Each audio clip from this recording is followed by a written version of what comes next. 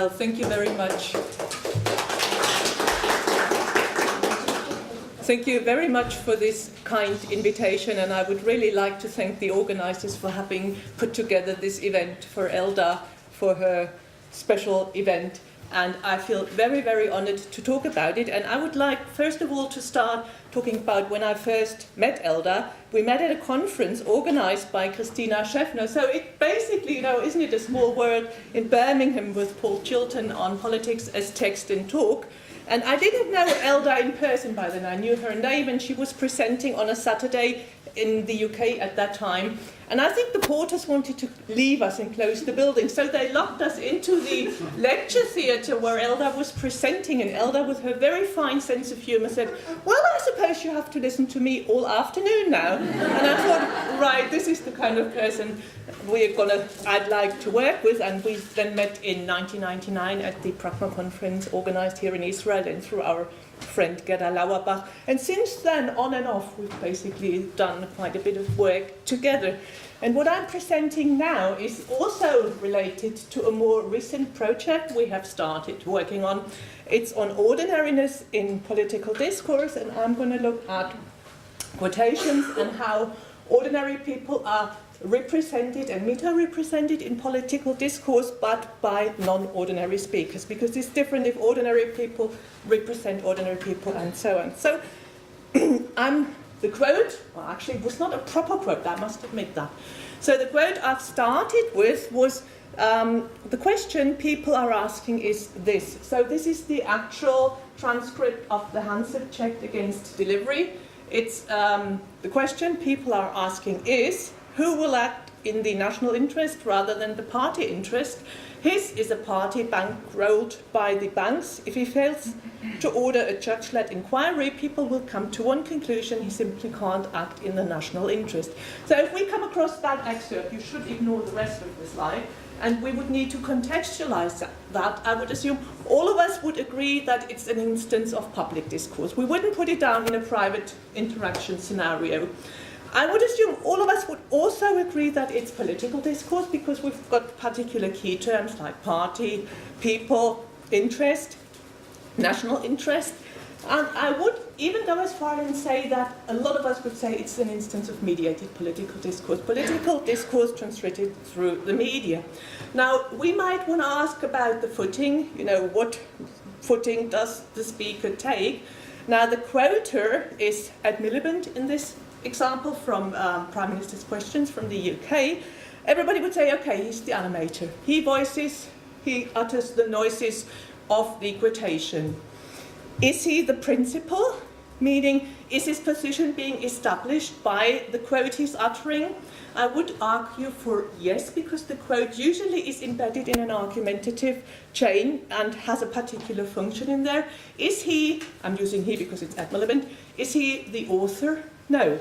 Otherwise, it would be pointless quoting, because the author are people. Now, we don't really know who the people are, but we find references to people in that domain of political discourse quite often.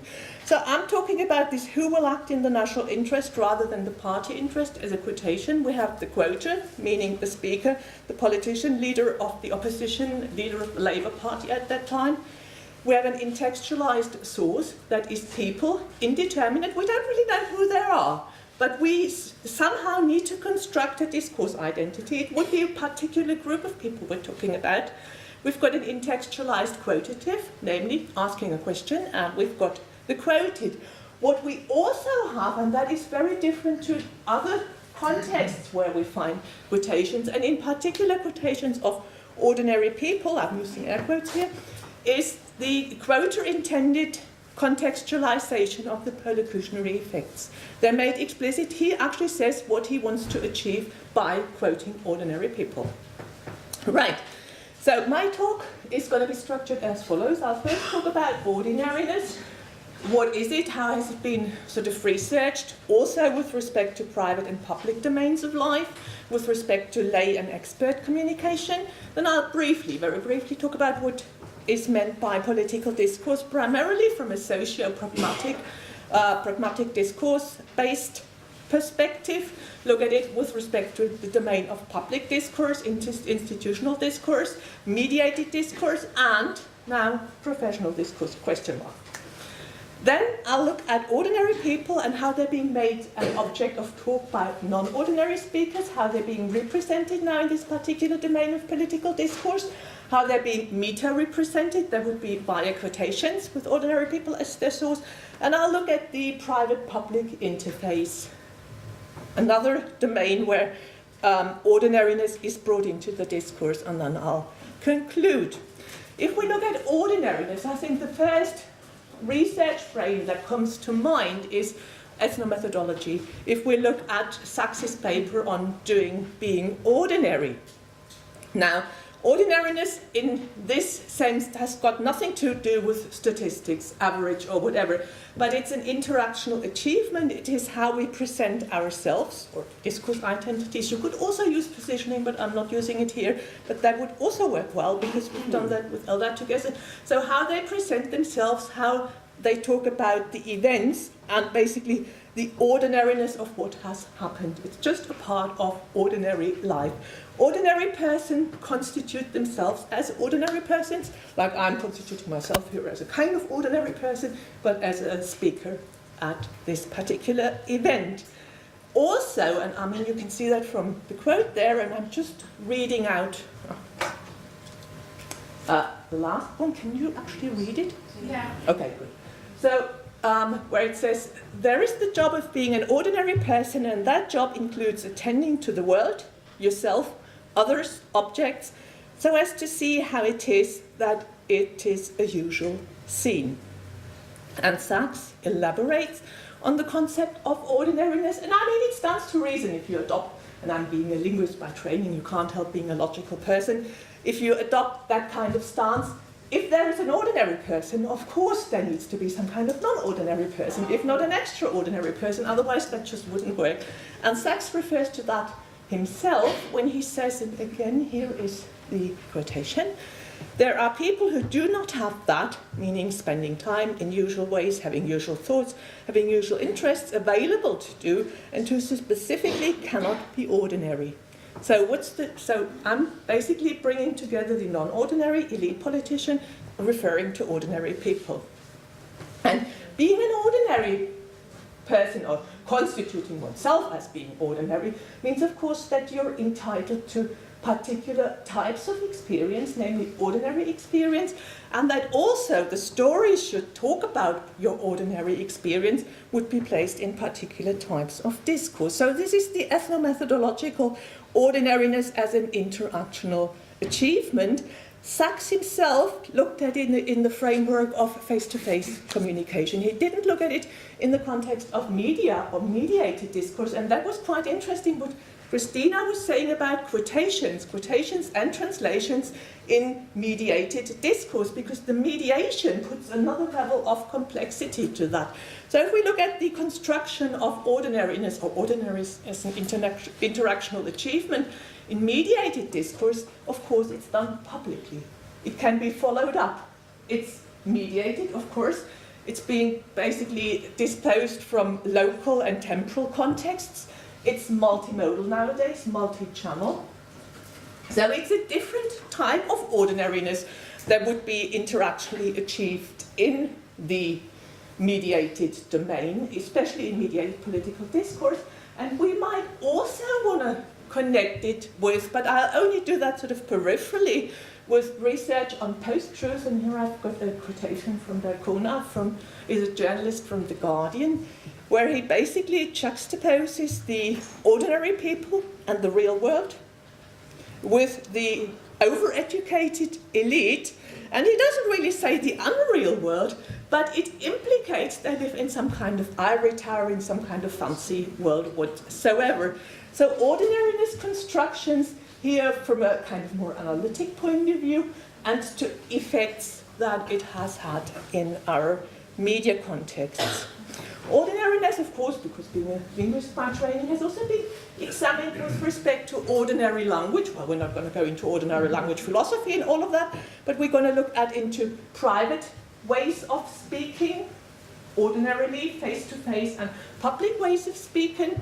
And Daniela Landert and Andreas Jucker, in their paper on comparing traditional media communication with respect to letters to the editor and online commentaries, analyzed the blending of the public and private spheres in the discursive styles found. So we would have, talking about public and private styles, we have that also with spoken and written, of course. And they then connect that with mass media and say mass media have always sort of had an interest in private aspects of life of celebrities, for instance. But then again, that is not the kind of ordinariness I want to look at. Because if we had sort of huge mass coverage of those celebrities, again, we also have coverage of ordinary life experience, and that is again mediated interactional achievement of ordinariness. And of course, nowadays, all of those blended interactions going on if we talk about media communication.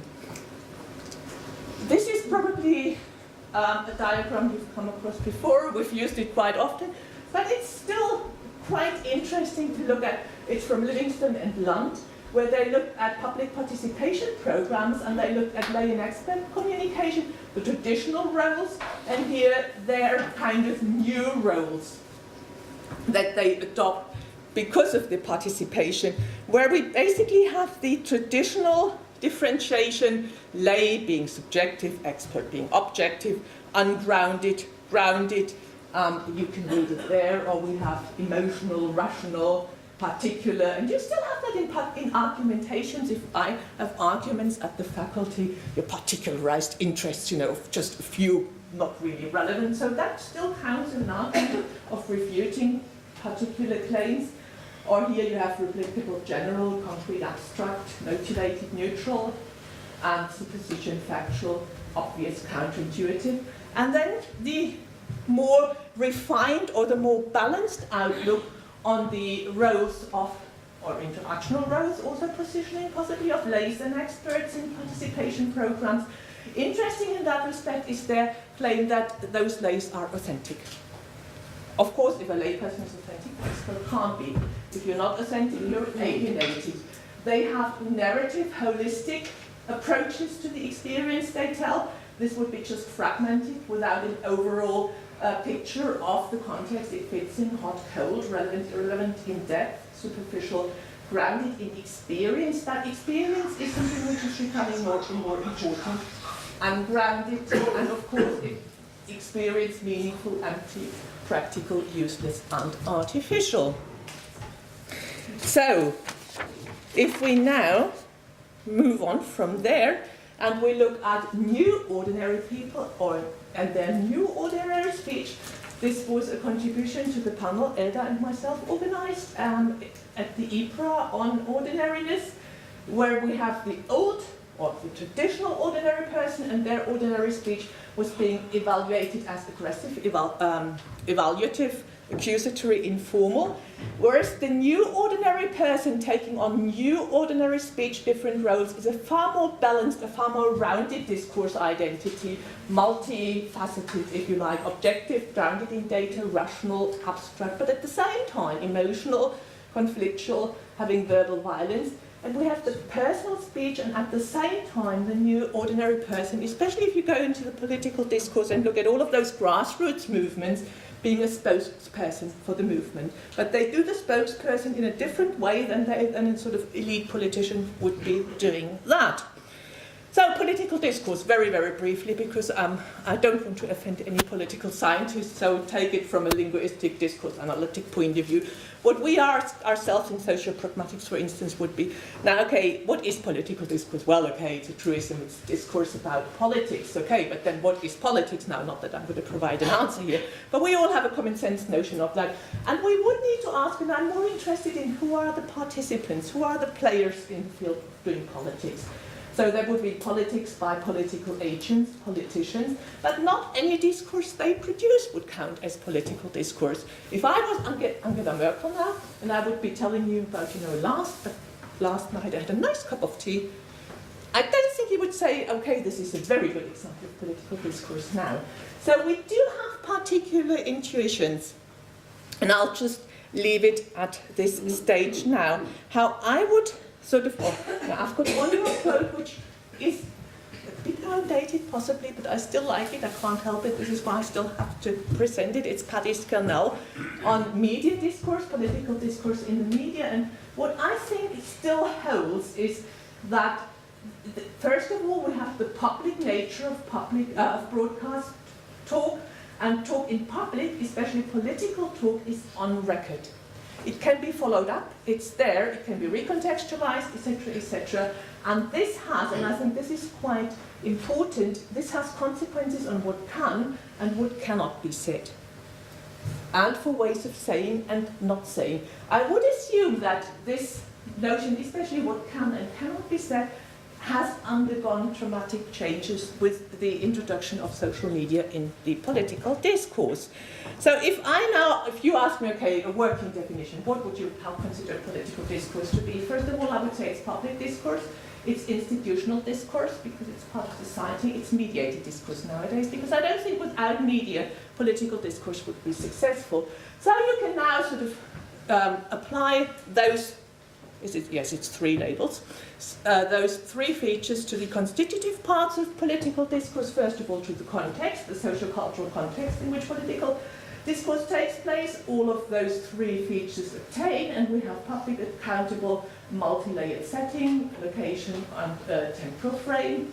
The same goes for participation, public, accountable, multi-layered production, reception, and identity, public, accountable, multi-layered, relevance to the discourse identity. Not all discourse identity can enter the political discourse. The same goes for the topics, and of course for the discursive styles.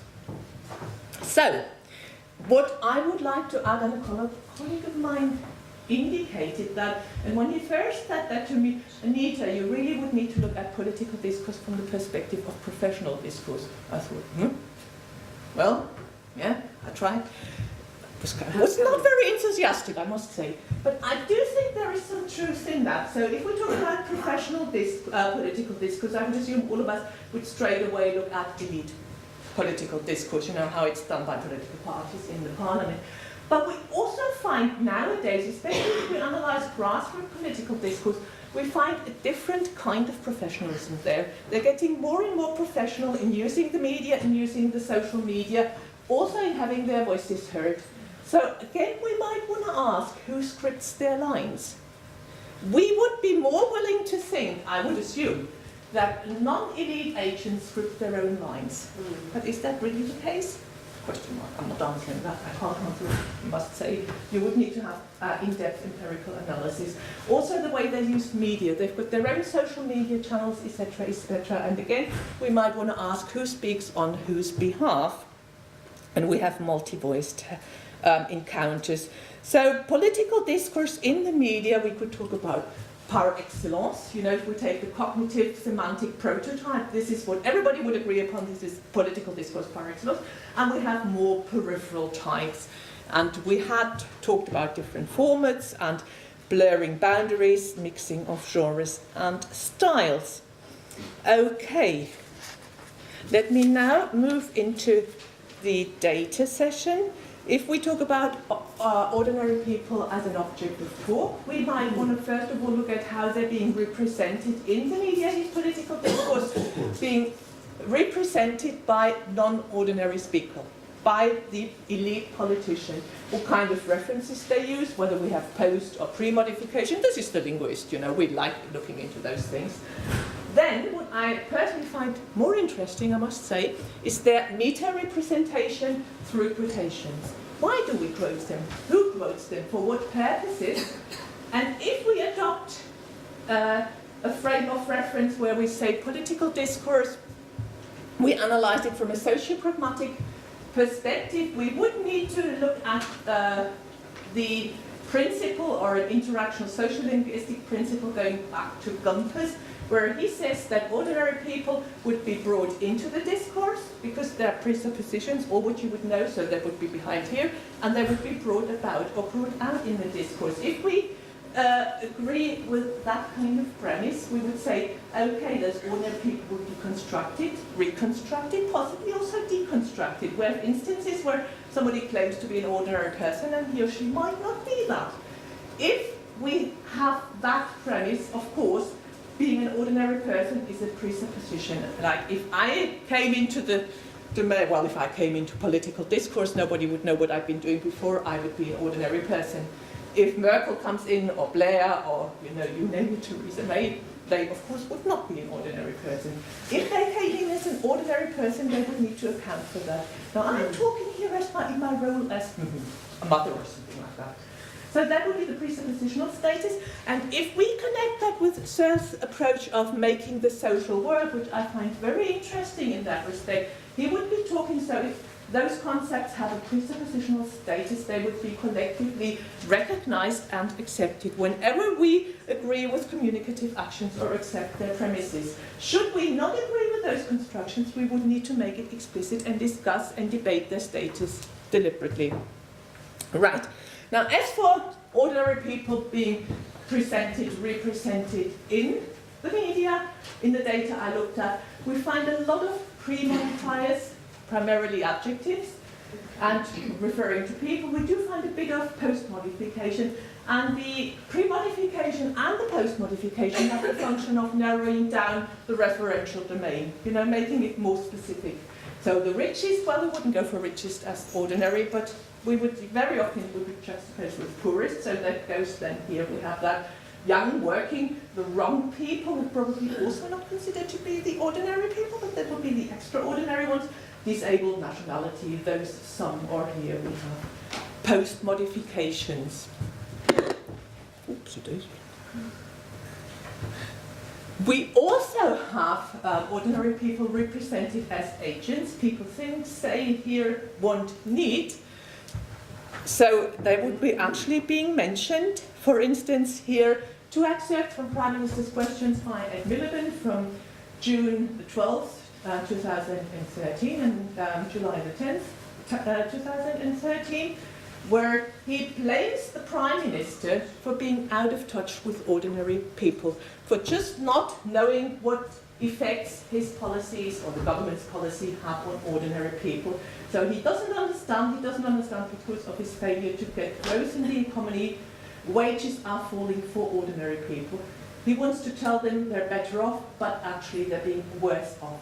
So people's wages have fallen. So whenever there is a reference to ordinary people in that particular time of discourse, it's very often, if not, I'm not going for 100%, I'd go for 99%, used to criticize, to challenge the government's policies. You're out of touch, because, otherwise we wouldn't need to mention that. Or here, a very similar instance where we have 6p a week in affiliation freeze from ordinary people. And it's not just from ordinary people, but intensified up and down the country. So all over this place. So we find it a lot in the Prime Minister's discourse with leaders of the opposition, and primarily used by the leader of the opposition. Now the excerpt again, Miliband still, the leader of the opposition then in Britain, where it's not just mentioning the ordinary people, but at the same time making explicit the affiliations they have with ordinary people. So I'm proud that we have links with ordinary and working. Ordinary working people, I would assume the unemployed would count as well. And so we say, we are the party of the people, so it's we, and positioning them, you're not the people of the party. Jeremy Corbyn, the current leader of the Labour opposition in Britain, also, of course, represents ordinary people by actually mentioning them when he talks about families, and then co-refers to families with people. So we would go for ordinary people, their positions, their homes. And it's those people, those ordinary people, who want answers from all of us, in particular from the Prime Minister.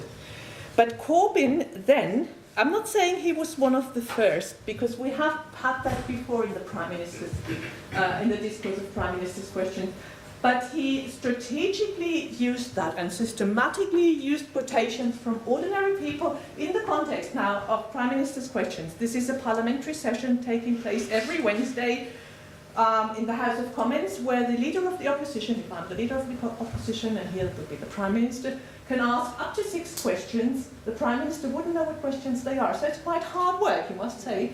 And now Corbyn introduced quoting ordinary people, using their quotes, or the quoted of ordinary persons, as an argument in his chain of argumentation in order to deconstruct the discourse of the Prime Minister. Now, he does that deliberately, and usually he would spell out or single out the ordinary person by giving her or him a first name. Very often we have a first name, you said, whoever, and then who, I quote, so he makes explicit his role as the quoter.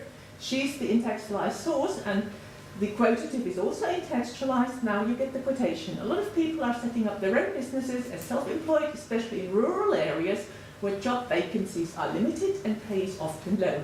Tax credits help them until their business becomes established. So this quotation is used as an argument here. He indicates the conclusion. So, cutting tax credits damages her life opportunities, but not only hers, but also the opportunities of anyone she might employ.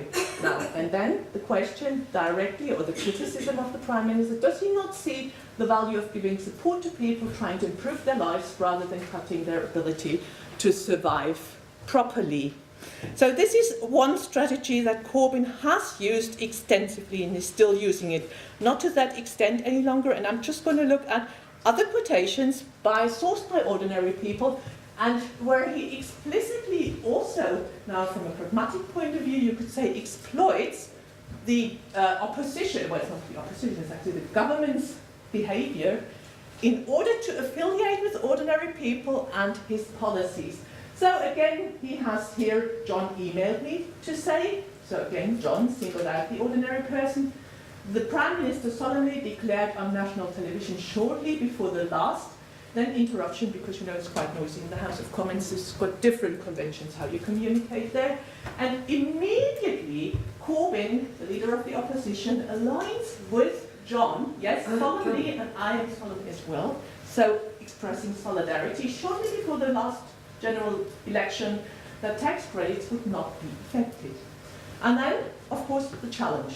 Is there any reason why this changed? So he even puts up, or recycles the information there, has come about, or any reason why we should believe the Prime Minister on any assurance he gives in relation to tax credits.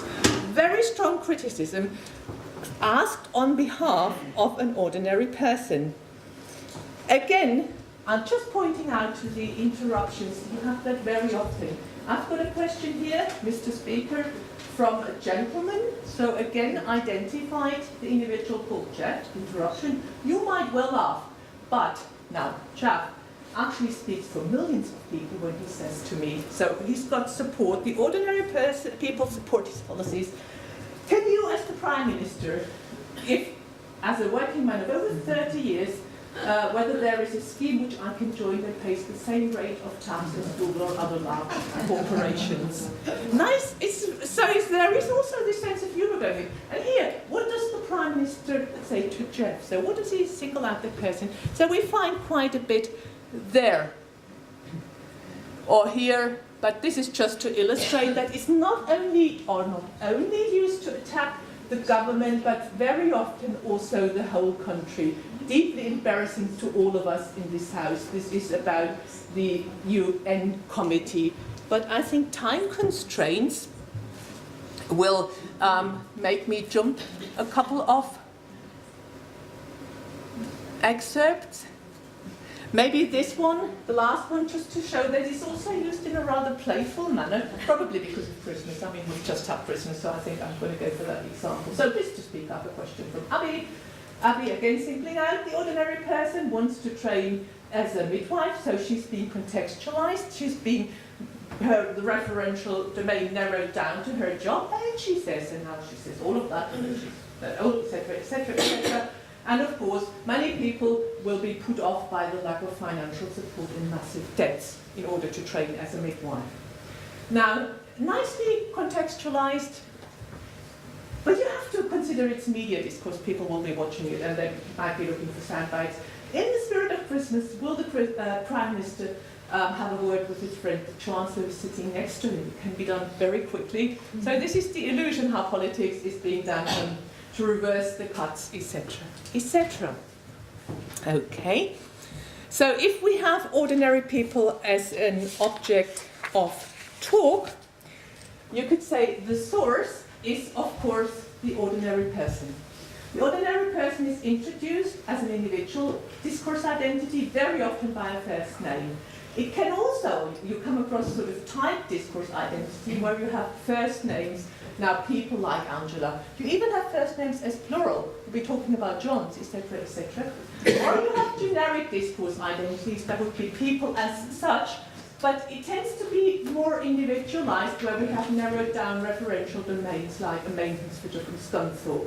The quoted, if we quote, or if the non-ordinary person quotes an ordinary person, they usually go for the formatting of a direct quotation. Now, after the talk with the translation, I don't really want to trust the direct quotations any longer, but it seemed to express, according to linguistics and pragmatics literature, a high degree of immediacy, trustworthiness, verbatim quoting. Mixed quotation is where you have just parts being quoted or focusing quotation, and this is what he said, where you put it into focus. You do find a few indirect quotations, which are usually assigned the state of being more subjectively colored. What we have with those quotations of ordinary people is the quoter intended, so the politician, non-ordinary person, contextualization of repercussionary effects. He or she uses that, first of all, to construct common ground, not necessarily with the House of Commons, because I mean we assume they've got the background, but with the media audience. And also that would then be used in order to deconstruct the ideological coherence of others, and also to go for political accountability. Just very briefly, if we have this quotation from an ordinary person, this question by Karen, how does the Prime Minister respond? Does he respond at all? Yes, he does. Now, Prime Minister, what I'd say to Karen is this. So he actually demonstrates I'm being accountable for my political actions, not only for my political actions to the elite, but also to the ordinary person. Interesting in that respect, but you'll get a slide a bit later, is that you have a dual response frame of reference. It's not just the ordinary person, but also then the elite politicians. But before we do that, I'll just very briefly go into the private-public interface, and again, just to connect it with when I first met Elda. It was at the conference, you could say she's sort of presenting very, very old stuff. It actually goes back to 97. So it was a quote that at that time I didn't look at with respect to ordinary people or whatever, but I found it quite interesting. I was actually analyzing rejections, and I thought this is an interesting way of communication.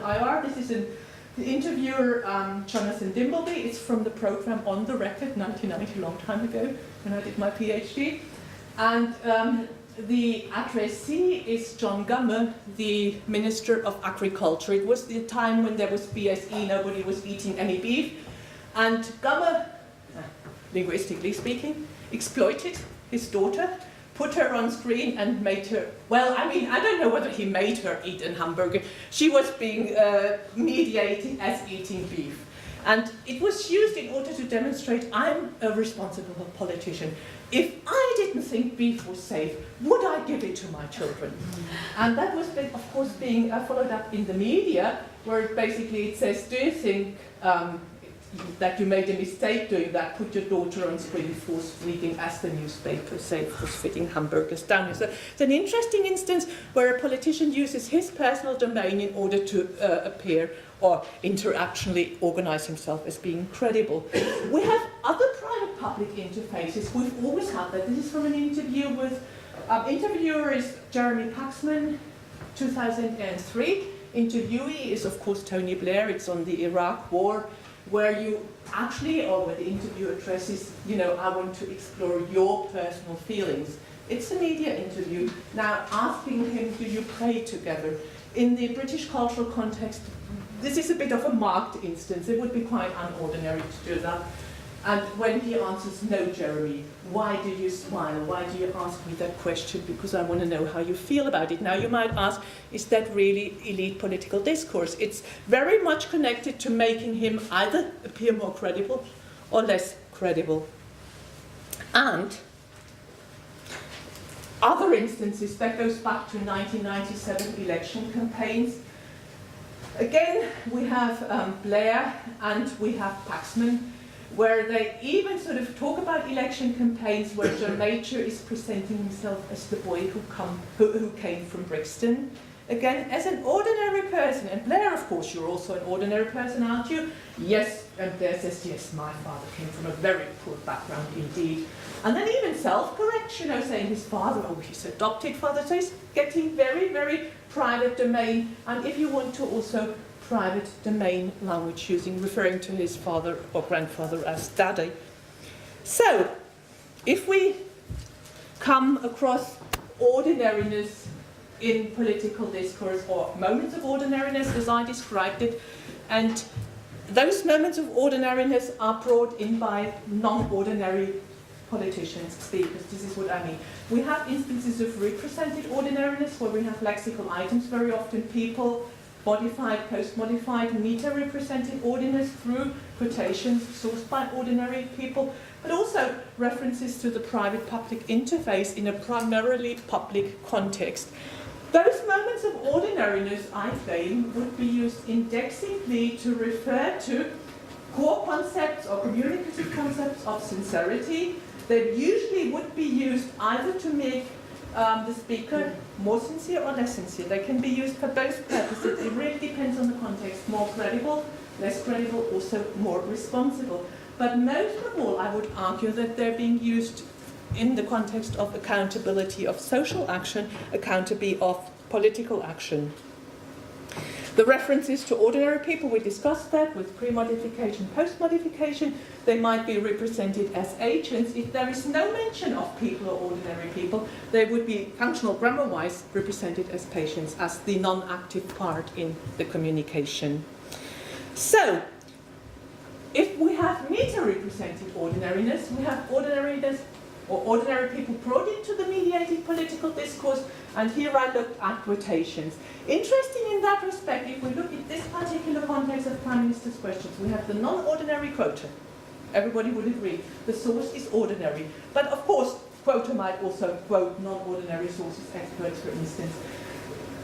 Also, we need to look at the multiple recipient design. The addressee, we have the direct face-to-face addressee, that would be the political opposition. The target, what targets would I have? Would it be the politicians? Would it be also members of the mass audience? So we have a mixture, various sets and subsets of ordinary, non-ordinary people, and we have a definite subset of addressees, namely the non-ordinary House of Commons.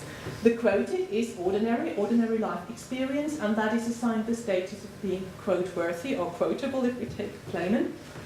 And what we also have in that particular context is the contextualization and making explicit of the quoter, now the non-ordinary person intended for locutionary effects. Now, this is the question that I posed but I didn't answer. So, okay, what happens in the Prime Minister's questions context if ordinary people are brought into the discourse? Well, if they're referred by their first names, in a lot of cases, but not in all of the cases, the Prime Minister takes them up in his response or her response by saying, let me now answer very directly Marie's question, or we had Jeff or whomever. And then after a while he says, but I say this to the right honourable gentleman. So this is how I talk to the ordinary person, and this is how I talk to you, my colleagues.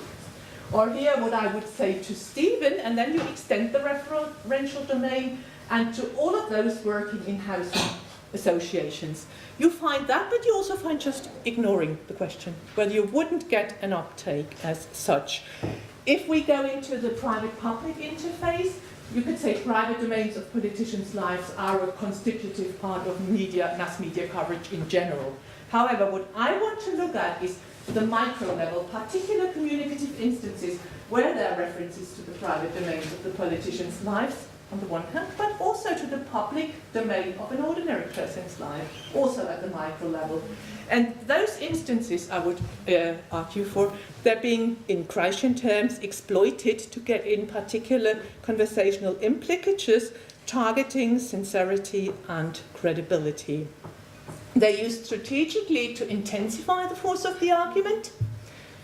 demonstrate ideological, now depending, you know, whose coherence, non-coherence, credibility, non-credibility, alignment, but most of all, accountability for political action of self and other to ordinary people. And this is where I'd like to stop, and thank you for your attention.